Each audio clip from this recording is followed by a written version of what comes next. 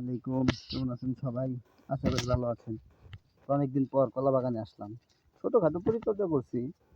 বাগানের অবস্থাটা তেমন একটা ভালো না, আসলে যত্ন না নিলে যা হয় আর কি। যেমন এই যে একটা পিচ্ছি চারা আছে, এটার চারপাশে একটু পরিষ্কার করে দিলেই দেখা গেছে এই গাছটা অল্প দিনেই বড় হয়ে যাবে। আসলে আমি তো এখানে থাকি না, জব করা হয়, এর জন্য বাসায় তো লোক নেই, এর জন্য আমার একটু কষ্ট হয়ে যায়।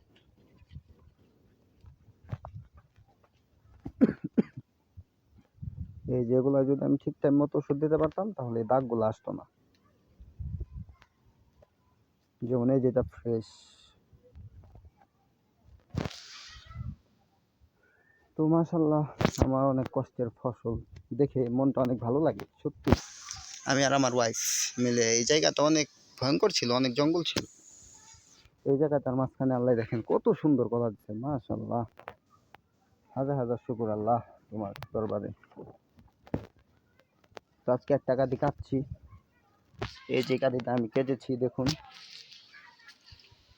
সাগর কলা। তো আমার মতো আপনাদের বাসার আশেপাশে অল্প কিছু জায়গা থাকলে আপনারাও আমার মতো একটা শখের কলা বাগান করতে পারেন। অনেক ভালো লাগে ভাই, যখন ফলনগুলো আপনার চোখের সামনে থাকবে, সত্যি খুবই শান্তি। মাশাআল্লাহ।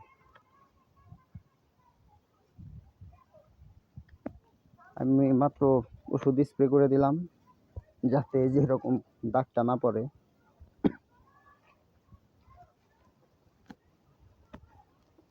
এই কলা বাগান করার সম্পর্কে কেউ যদি আগ্রহী থাকেন আমার সাথে যোগাযোগ করতে পারেন, সব ধরনের সহায়তা করবো ইনশাল্লাহ।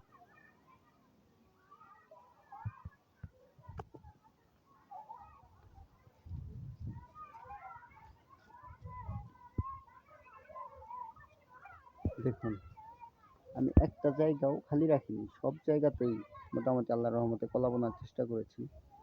ভবিষ্যতে আরো রোপণ করব।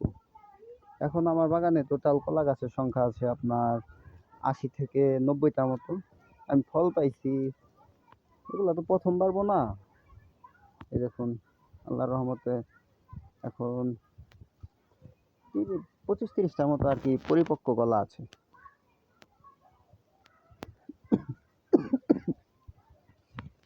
বাজার নিয়ে দেখবো এটা কিরকম দাম যায়, তারপরে আমি আস্তে আস্তে পাইকার দিকেই আর কি বিক্রি করতে হবে, যেহেতু বাসায় থাকি না।